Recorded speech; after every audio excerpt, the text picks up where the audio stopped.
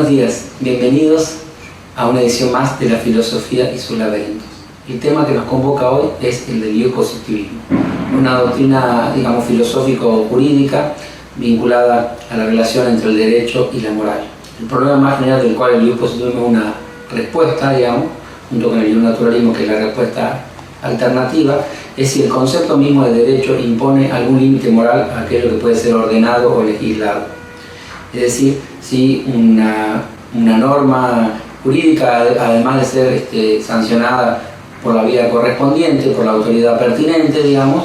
es derecho o no, si en caso de que,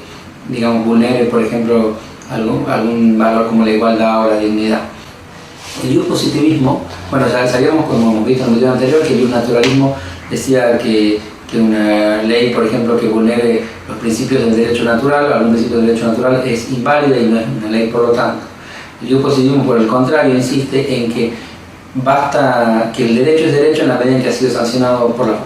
vía correspondiente y que hay que separar justamente el derecho y la moral, que no son lo mismo, son dos sistemas normativos diferentes. El biopositivismo no niega la moral, sino que lo que niega es que el derecho depende de la moral, es decir, sostiene que el derecho puede definirse con independencia de las valoraciones que hace el que la define. Es decir, un jurista no debería decir esta ley es derecho, en cambio esta otra no lo es, sino que debería aceptar el derecho tal como es a los fines de analizarlo y eventualmente criticarlo y proponer algún cambio si es que le parece así. Es decir, que hay que distinguir claramente el derecho que es del derecho que me gustaría que fuera. Eso es un poco uno de los lemas del biopositivismo, ¿no? Esto a su vez se enmarca, digamos, dentro de dos principales ventajas del biopositivismo,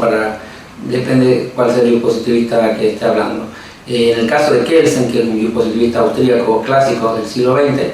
quizá el más importante, la principal razón para sostener eso es su propio escepticismo ético, es decir, su idea de que no hay ninguna noción de justicia que sea común a todas las personas, sino que la noción de justicia es esencialmente subjetiva, aunque pueda ser compartida por cierto número de individuos dentro de una sociedad,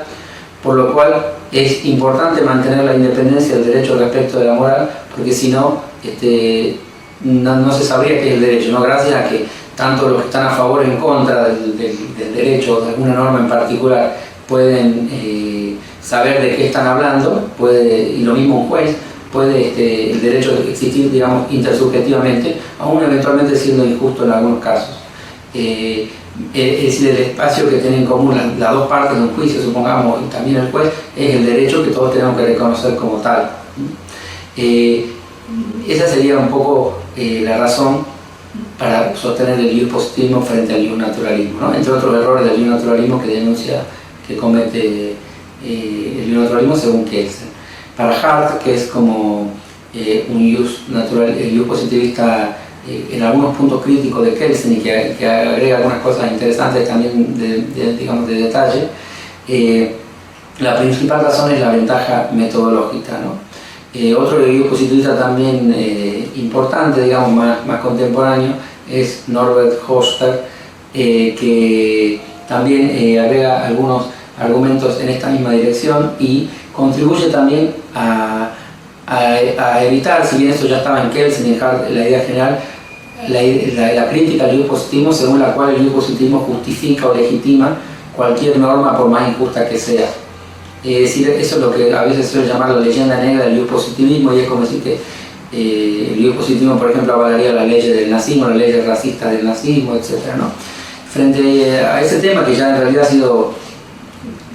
cuestionado por los distintos biopositivistas, el que más se ocupa de ello es Hoster, quien señala que hay que distinguir el deber jurídico del deber moral. Es decir, si el régimen nazi tenía leyes racistas, estas implicaban evidentemente algún deber jurídico, pero eso no implicaba un deber moral respecto a la persona, si cumplirla o no. Por ejemplo, había una pena bastante importante por no denunciar a un judío, supongamos en el caso de las persecuciones del nazismo. Entonces uno, por ejemplo, que le hubiera parecido injusta esa ley, simplemente podía violar su deber jurídico y no denunciarlo en función de un deber moral que le parece que está por encima y eso no violaría en absoluto la idea del positivismo. Es decir, el positivismo no implica considerar que todo el derecho es justo ni que siempre debe ser cumplido y que uno no puede oponerse o criticarlo, sino simplemente una separación conceptual entre estos dos regímenes normativos diferentes y que cada uno tiene su propia lógica, ¿no? Visto el positivismo, el naturalismo lo que hace es confundir deliberadamente, por supuesto, el derecho con la moral, y de forma tal de que no sabemos ya qué es el derecho porque lo hemos cargado de tantas valoraciones, y eso en la práctica lo único que genera, dice, son jueces,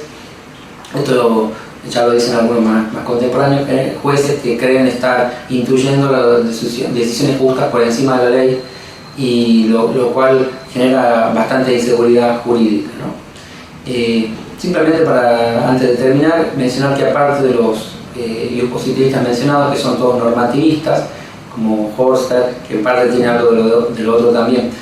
Kelsen y Hart, también existe un positivismo, una versión realista que hace más pie en la cuestión de la eficacia del derecho y en los hechos sociales, más que en la existencia y validez de las normas.